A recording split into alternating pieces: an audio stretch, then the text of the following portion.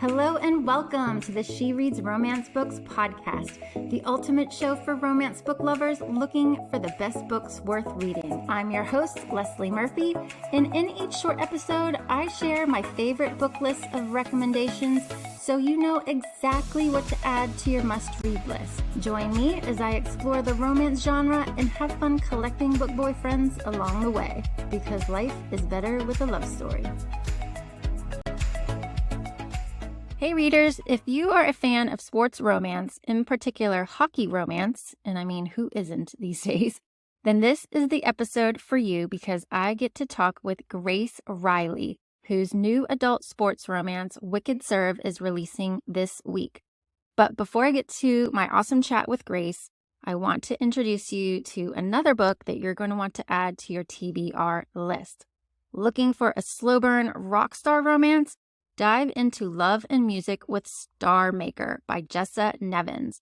Picture Kit McKenna, a dynamic artist manager, crossing paths with Sully Fox, a captivating rock band frontman. Sparks fly in this friends to lovers romance as they get wrapped into each other's words in the highs and lows of the 1980s rock scene. Will their love survive the pressures of fame? Don't miss Star Maker by Jessa Evans, available now on Amazon and Kindle Unlimited. Honestly, for me, that book had me at 1980s rock scene. I don't know about you, so be sure to check out Star Maker and then continue on to today's episode. Okay, hello readers. Welcome to the She Reads Romance Books podcast. Today, I think my special guest and I are melting in the August heat, but we are super excited to be talking all about sports romance, especially her new romance that is going to be debuting this week, Wicked Serve, on August 13th. Please help me in welcoming Grace Reilly to the show. Hey, thanks for having me. Welcome. Hey, I am so excited about this book and that it's going to be releasing here for you. Congratulations. How are you feeling about this week? Are you excited? Are you like nervous? Thank you. Yeah, I'm mostly excited. It's been a very long wait. If anyone has stuck around for a while, they know that this one it's taken longer to get to the point where it's releasing. So yeah, I'm just really excited for people to be able to finally read it and see the conclusion of the Callahan family's story and see what Izzy's up to, all that stuff. Yeah, very cool. So I want to talk all about Wicked Serve, but this is part, as you said, part of the Beyond the Play series, your sports romance series, which already has 3 books in it. Can you give us just a quick, this is what the series is about and these other books, just to give us a little taste before we talk about this one? Sure. So Beyond the Play is a spicy college set new adult sports romance series. It's a mouthful. And basically it focuses on the Callahan family. There are 4 siblings who each play a different sport at an elite level. And they're all kind of at this fictional McKee University. And their books all kind of focus on them falling in love while also navigating their lives and their sports and careers, all that stuff.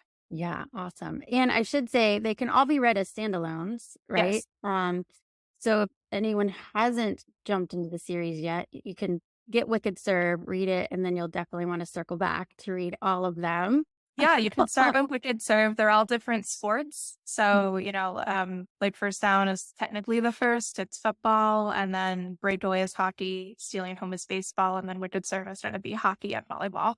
So there's hopefully something for everybody. And yes, they can be standalones, although they are kind of like a little interconnected quartet. Yeah, definitely. Especially for people who love to follow siblings and families. Yeah. I think it's pretty cool. Yeah. So Wicked Serve, the 4th and final book. Give us a little summary about what this one's about. So this one is the youngest sibling and only sister, Izzy's book.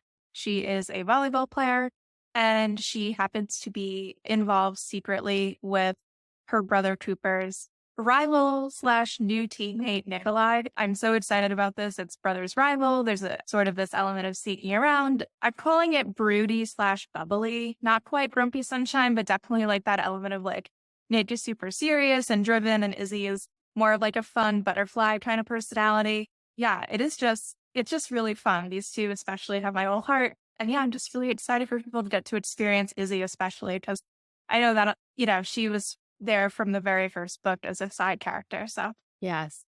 There's something that people, romance readers, just devour hockey romance books these yeah, days. Like, I don't really know what it is about hockey. I mean, I'm right there with them. I devour yeah. them. I love them. So I'm like, ooh, another hockey one? Yeah, because I read Breakaway and loved it. And so Oh, I'm like, yay. oh, another hockey player? I'm like, sweet. And okay, so there that for one. But I absolutely love that you brought volleyball into it because Yeah. volleyball is not a sport you see regularly in sports romance. I was a college volleyball player myself, so How I was like, fun. "Oh my gosh, like I want to hear her in practice and what she's doing." But I'm totally aging myself because I played before the position libero was even existed. Oh my gosh, are you serious? Because now That's I go and amazing. watch my team, and I'm like, "What's this person in their own jersey, doing?" So I had to learn all the rules all over again. But Oh my gosh, wow. I I didn't realize love. it had changed. I did most of my I never played it myself, but I did most of my hands-on research with a good friend of mine who's currently playing college volleyball for Catholic University. She very generously went through game tape with me and explained what everyone does and all that stuff. So I don't know it any other way. That's really interesting. Yeah. Well, and so Izzy wants to be a setter, and I'm like, "Wow, you go, girl," because that's the top dog position, learning all the plays and making the calls for the hitters, all of that stuff. Yeah. It's I was like a the quarterback position, you know? Yeah, Yeah. exactly. I was a middle hitter, so I just felt like I was running and jumping the entire time, but Love it. Yeah, I'm always so impressed. I'm not very athletically gifted myself. I've always been very, very into sports, but from consuming it as a fan, not Mhm. doing sports. I was kind of like soccer and softball when I was growing up, but it didn't really go anywhere.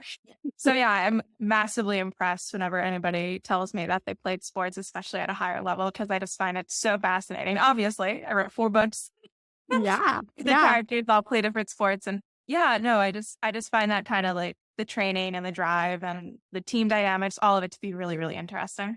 Was there a reason you picked volleyball? I'm surprised you didn't make her a soccer player because that seems like the go-to for women's sports too, but I'm like, "Yes, volleyball, represent." But I went for volleyball because I have a personal connection to it. So, this friend of easier. mine is a close family friend, and then her 2 older sisters also played volleyball in high school and a bit of college. So it just felt natural to me to do. And yeah, I liked the idea of it being, definitely one of those sports that's a little bit more niche, just in terms of bringing something new to the sports romance space. I did hockey twice because hockey's like the mainstay, right? So I was like, okay, her love interest has to play hockey 100%.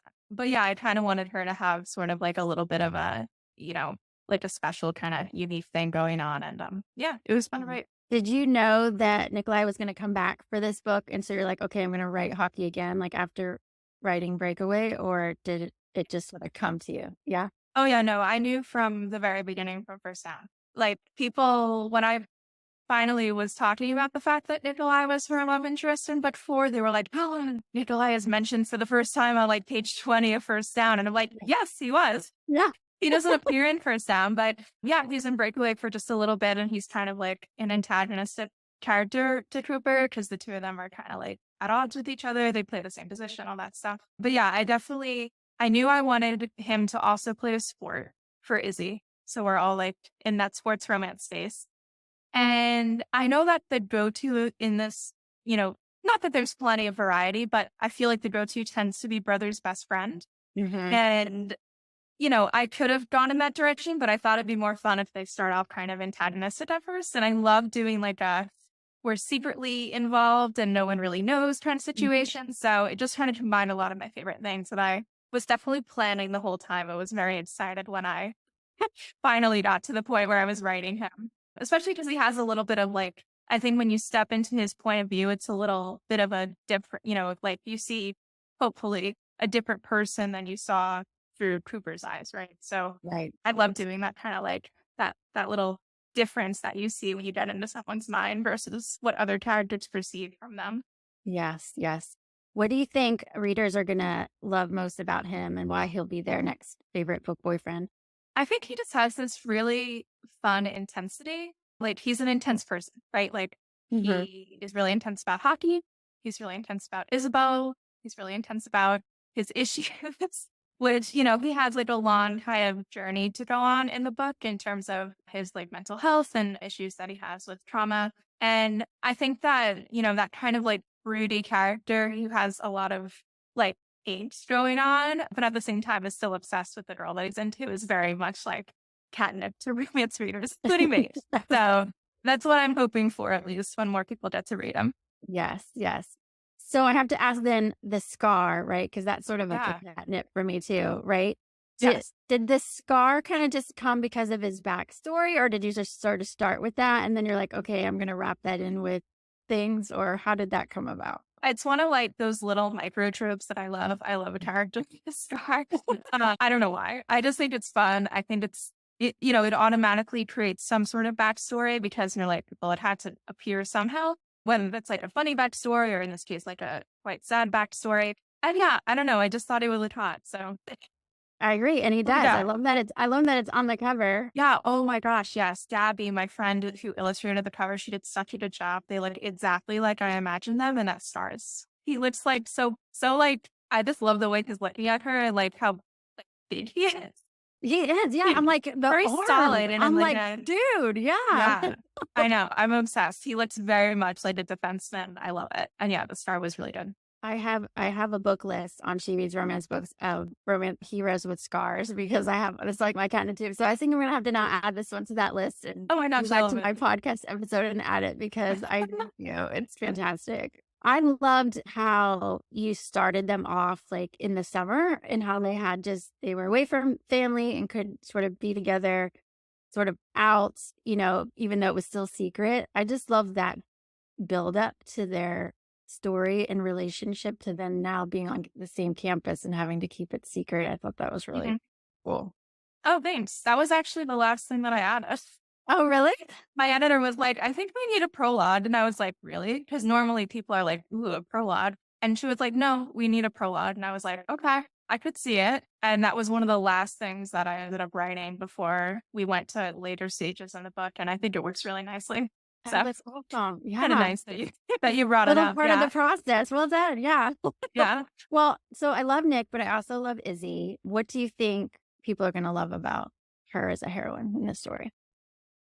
I think she's pretty relatable, and that's a big thing for romance readers. Like, you kind of want to see yourself in the female main character when you're reading an MF romance, just partly in an aspirational way because it's very like fantasy fulfillment, and also partially in like that, okay, I can see myself in her. And yeah, I think she's just like, she's a fun person. She has, like a lot of insecurities that I think are very realistic. And, people do deal with that kind of like weight of expectations and feeling like maybe you're not measuring up to what your family expects of you. That's kind of like her issue in the book. And then also she has like, she loves pink. She's kind of like a girl's girl. I think that she's very adorable and just, it was really fun to write her kind of like her internal, monologue and everything, her like kind of fast way of talking, like Yeah. Yeah. yeah, she's a cute one. So I'm just hoping that people think that she's relatable, basically.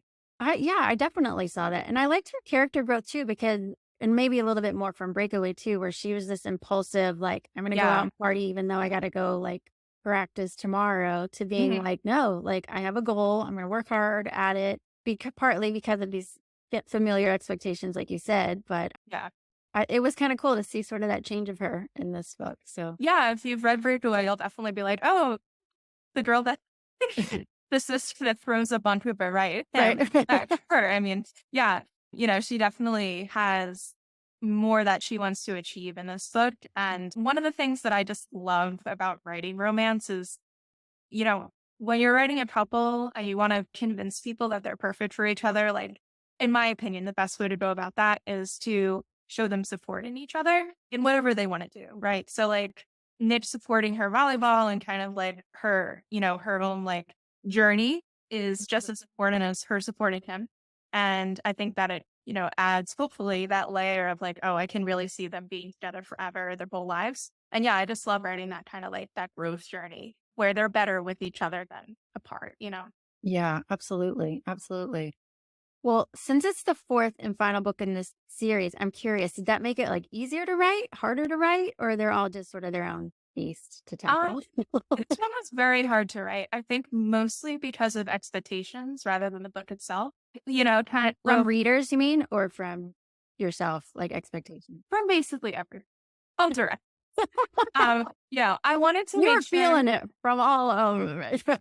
Yeah, I mean, it was the first book that, Avon and Headline were involved in, the UK US publishers. So I had some like editorial feedback that I was anticipating that I think was making it kind of difficult. And then at the same time, I knew by then that I had like people reading and enjoying the series more so than I like ever really imagined would. So Yeah. I wanted to give them like a really good ending. And I think that, when you're writing not just a book, but also like a series ender and something that's supposed to wrap up a lot of storylines, you know, you want to make sure that the epilogue hits and that like there's no loose threads unless you're intending it that way. And like that, especially for romance, you feel like the love all around, right? Yeah. And it took a while to get that right. And it took a while to get Izzy and Nick's story right. I really, yeah, I ended up like writing 60,000 words that I threw out and then I rewrote it. And it's definitely much better for it, but it was kind of a tricky writing experience. I am really happy with how it turned out though. So, it's one of those things where it was totally worth it. And I think that like, I'm very, very happy with where it ended up and with the future epilogue that they get finally, not just them, but also everybody else in the family. And it was definitely worth it in the end, but a long road. How long do you sort of estimate like it takes you to write a book? I'm curious. Like, I have no frame of reference. Every book is different. I definitely wrote the Beyond the Clay series pretty quick, mostly, trying to get a handle on like publishing expectations and indie and all this stuff. So it's been They were about all indie published first. Is that right? Besides except for this one. Yeah. So they were all, I think First Down I published in September 22. So it's been just under 2 years basically and 4 books later. wow. Which is, pretty intense. I would say probably, a couple solid months. I'm someone who edits a lot as they go. So it takes me a little bit longer usually, but by the end, I have a solid draft that is more like a draft 2 or 2.5 instead of like a very messy first draft. Mm-hmm. So it just depends upon the book though. Like some books are harder than others. Some books are really like, Breakaway was super fast to write. Actually, it came really quickly and easily because it was just like 100% everything that I wanted to put into a book. No other input. Like it was just me, Nice. like whatever I wanted to be in the book, total like the fantasy with like the list and like the nerdiness and all that stuff. But then, like Wicked Sir, for example, was harder just because there was more of an audience by then. And I think that that's something that takes a bit to get used to. And I'm still getting used to just knowing that there's expectations beyond just my own personal expectations for a project. That's incredible. I mean, you indie publisher from 22 to now all of this, like that's awesome. I mean, it must feel surreal sometimes. Like, yes, it 100% does. Wow. It does. Yeah. I don't even know it. I don't even have words for it, really. Yes, it does. This is what I always it's just really nice because this is what I always wanted my career to be. Like I really wanted to be an author with capital A ever since I was like in elementary school, honestly. And I'm really glad that I found romance and that I settled into the thing I was kind of meant to write, I think, more than other. I've written many kinds of things over the years, but romance is where I feel most comfortable now. Yeah. Do you feel like because you wanted to be an published author for so long that it's been a long road, or do you feel like there have just been like milestones you've hit along the way and now you're like, okay, like I'm here. This feels good. I have a young one at home and she definitely wants to be a writer. And so I'm like, okay, well, I don't really know. I'm like, practice, start getting things on the page and just keep working at it, I mean, I think in some ways it feels like a really long time because I wrote so many things before First Down, right? Like I've been pretty open about the fact that I'm someone who had an agent from like 2018. So we submitted a bunch of things and like some things sold, some things didn't sell. And like, then I went to indie and then suddenly traditional publishing was interested when I proved that I could do it myself. So, it's been a lot of back and forth and like a lot of projects written. And, even when I was writing like, I don't know, First Down is probably like my 10th book, like complete. Okay. But, the first one that was like published and got, attention and all that stuff. So it is a long road, but I'm really happy with where I'm at now. And I'm just really excited to be able to say that I have a complete series in the world finally. Yes, You know, exactly. since last April until now, which is kind of a longer gap than, the other ones were. You mentioned that this is sort of a Wicked Serve is like a brothers rival trope and sort of secret relation trope. Do you have a favorite trope you like to write, or do you set out with a specific trope in mind for books, or just whatever comes? Yeah, I'm pretty intentional about the tropes that I include in books. Not that tropes are everything, but I think that they're really good guideposts. Mm. And yeah, I'm always, like I'm starting to work on something fairly new right now. And, one of the first things that I did was I wrote out a pitch and then I also wrote a tropes list. And it's just useful, I think. For me, I really like fake dating, and I definitely want to do it again at some point because I really love like creating a situation where there's a deal or a bet or something that kind of forces them into proximity in like a fun way that involves some sort of, some stakes in some way, whether they're like trying to, fool somebody else or, get help on something, whatever it is. And it's really fun to just think about them pretending to be dating and then, you know, suddenly they realize that they're kind of not pretending anymore. I love that. I would I do love great too. fake dating again sometime. But yeah, I don't know. There's so many good tropes out there, and there's so many good combinations. But I think that it's really useful to kind of think about them and use them as a guidepost when you're writing. Yeah, that's awesome. Well, if you write another fake dating, I will absolutely read it because that's one of my favorites too, for It's sure. so fun. It is so fun, gosh. I think that's why I like marriage of convenience too, kind of, because Oh, it's yes. been together and it's like, okay, even though you're already married, now you're falling in love because you're together. Yes. Like, it's so good. But I also I love sports romance. It's just so fun to have that sort of added element to it. You're a confessed sports lover. Have you Yeah. been watching the Olympics at all? I feel like Of I course I haven't have. as much as I have. I should, but yeah. Yeah, no, they've been on in the background basically since they started. Yeah, yeah. I just You switched like between the the channels. traditional sports or some of the, like, new I or varied ones? I like all of it. My favorite thing about the Olympics is it makes it 100% so easy to get on board. Like, I'll Yeah. come into the middle of a match and be like, "Okay, I know the stakes. I know what's going on. Like, I'm rooting for the USA team or whatever, Yeah. something else." And yeah, they just make it's like really easy to get into the fandom of the Olympics, which I love. I'm always happy when people get into sports just because I love them so much. So yeah, I'm definitely I've been enjoying the gymnastics for sure. I'm really excited for when more of the like racing, like running happens. Mhm. I think that's probably a little bit later in the, they haven't really Yeah, you're started right, 'cause it that. hasn't started yet. Yeah. Yeah. Oh, and the swimming obviously is really cool too. So Yeah. I prefer the Winter Olympics because I'm kind of like I love like the skiing and the snowboarding and curling, hockey, that kind of stuff. But Yeah. summer's good too. Yeah. I've watched the beach volleyball, that's pretty cool, and, I think, like, breakdancing is new this year. I'm like, "I need to, Yes. like, watch this and figure this out and how it's an Olympic sport because that is amazing," Yeah. It is. It's very cool. I like watching the sort of the different ones, but also, basketball, I'm like, "Nah, I can watch that anytime." Like, turn Mhm. on something like rugby or whatever that I wouldn't necessarily watch. Yeah, I mean, rugby's really exciting. It was cool that the women's team for the US, I think, medaled for the first time. Yes. Yeah. Yeah. So that's really cool. Yeah, it's just fun. Oh, some of the equestrian stuff is also cool. Like just things that you never think about. They're all possible sports romances that Yes, he I wants to know. write, you know. Those ideas are percolating. But if Yeah, you could only pick though one sport to write another sports romance book, what would it be, do you think? it would be hockey. Yeah. I know. Yeah. I think the thing I like about it is I think there's just sort of like a camaraderie to the team that is really, really prevalent in hockey as opposed to not that it's not also there in other sports, but I think that the team aspect is really strong, and that's something that people really gravitate towards when they're reading it. My agent and I joke that hockey romance specifically is kind of like monster romance in contemporary form.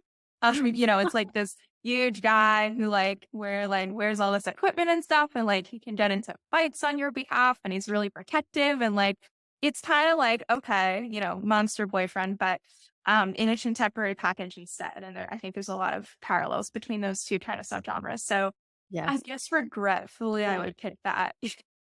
I um, love it. Yeah. tied very closely with football. And if I had to pick like one sport to watch live, it would Mhm. definitely be hockey. I mean, Hockey's great like live. them going fast up and down the ice, the hearing them up on the boards, like the puck on the stick. I mean, love it. And then they're all Yeah. sweaty and just like, yeah, that would be my pick live. So, Yeah, for sure. I So think cool. some sports are better on TV than others. And hockey, I do really enjoy in person more so than some other stuff. Yeah. Let's talk about spice in your books. Sure. I love the spice that you Oh, bring to your books, but I'm curious, like, do you ever have to hold yourself back? Like, is there more in the, Grace Bolts that really wants to come out, or yeah. you don't hold it, you just sort of put it all on page? I mean, I think that my books are pretty high on the scale in terms of like the number of scenes and sort of like the overall, like, I don't know. I don't know how to describe it. Because everyone kind of has different definitions of it. I think they're pretty spicy overall. I will say that, yeah, there's some things that I'd love to kind of like go a little bit more in depth with, kind of in terms of like the dynamic between the couple. And yeah, maybe I'll get to that in a future book. But I don't know. I just think it's, you know, as important to me as other parts of the book because it's really just another avenue for character development. It's really important to me that the couple still sound like themselves when they're in bed together, that, even if there's like dirty talk and stuff like that, it's very much like tailored to the character. One difference was that when I was writing Nick's character, he's a little bit like edgier and a little bit more dominant, even than the Callahan brothers, who are, I think, a little bit, not that they're not also that way, but he kind of has like more of like a filthy side, for lack of a better Yeah, word. yeah, I That was agree. really fun to explore, just a little bit of like that dynamic was a little bit more prevalent. So yeah, it's really important to me that it feels very tailored to each character and that it's not just like, oh, I need to plug in this spice here, otherwise the book won't be spicy enough. Like I really want it to all make sense. And also, an opportunity for the characters to learn more about each other and learn to trust each other more, especially if they're doing like different kinds of things in bed, which apparently I'm becoming known for, if you know what I Well, mean. I think you pretty much went through all the lists in Breakaways, so Yeah. yes. Well, Breakaway was really fun. Yeah. Cause I was like, I was like, okay, what would be fun for them to do basically, Yeah, as yeah. like a guidepost. That was really awesome to write. Honestly, that was great. Working with an editor from Avon and stuff on this for this one was doing like talking about the spicy scenes any different in this iteration or go around at all, or not so much? No, they did not say a word about anything, Nice. which I was really happy about because I was like, I don't really want to cut any of them. Yeah. Like if they made me, I would have just immediately made it bonus content, honestly. But I was like, no, I feel like they all need to be there because they're all kind of serving different purposes. And they agreed, fortunately. I think that traditionally published romance books are definitely getting spicier because of the indie crossover, basically. Like you have some people who are like really spicy on the rom-com side, like Tessa Bailey is pretty high spice in the rom-com area. But I remember even like, a couple years ago reading like trad books that were explicit, but weren't really, it wasn't quite the same as what you get, I think, Yes. all the time now from the indie Yes. scenes. So it's just fun. I love writing it. I love writing that kind of connection between the characters. And I come from fanfic. So, Okay. fanfic is its own kind. This entire fan fiction's just dedicated to like one spicy scene. So, it's always felt like a natural kind of avenue to go down. It's one of the reasons why I really like romance, like writing it, and Yeah, making yeah. it my genre. That's awesome. Cool. Gosh. Well, super excited for Wicked Serve to release August 13th. Is there anything else that you want readers to know about the book besides that they just need to go ahead and order it and read it because it's awesome? Oh my gosh. I don't know. Just take care with this one because there are some heavier topics discussed. There's a content warning in the front of the book and also on my website a little bit more in depth if you kind of want to check that out before reading. Not that it's like particularly dark or anything. It's just kind of emotional in some ways. Like also like panic attack disorder and stuff like that. Panic disorder. There's some depictions of that on page that I think, maybe aren't for everybody, which is totally cool. But just mentioning that. And yeah, I just hope everybody enjoys it. It was a joy in the end to write and have released and everything. And I'm just really excited to get the reactions to it and hope that everybody, thinks that it's a worthy ending for sure, especially when they get to the epilogue, which was very, very fun to write finally. People have been getting on me about not writing future set epilogues for like the whole series. Because I was like, oh, they're pretty entwined with each other. So I don't want to show you what they're doing now. I'm going to show you later. And now is finally the time has come for it. And I just love the final epilogue. It's so nice. You heard it from her, readers. Wicked Serve is a fantastic standalone, but also the perfect ending to a wonderful series. So pre-order it now or check it out tomorrow, August 13th on release day. If you'd love to hear more from Grace, you can gain access to my extended video interview within the She Reads Romance Books book club. All members get exclusive access to my podcast interviews as videos, where I go deeper with each author, asking them, why they love reading romance, what some of their favorite romance books and book boyfriends are, and so much more. And since Grace loves earrings so much, we got to chat about some of her favorite pairs. So join the book club today and check out my extended interview with Grace. She is just so lovely, and I think you're going to love it. I'll include a link in the show notes, or you can visit shereadsromancebooks.com/book club to join.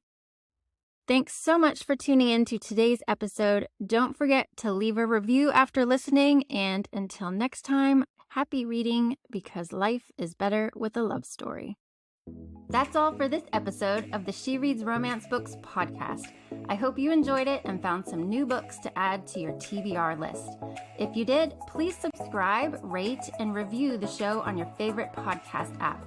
It really helps me reach more romance book lovers like you, and I appreciate your support. If you're a book boyfriend collector like me, then you'll want to join my email list so you never miss a podcast episode or a new book list. Just visit shereadsromancebooks.com/join and sign up today. As a thank you, I'll instantly send you my list of top 10 book boyfriends that will make you swoon.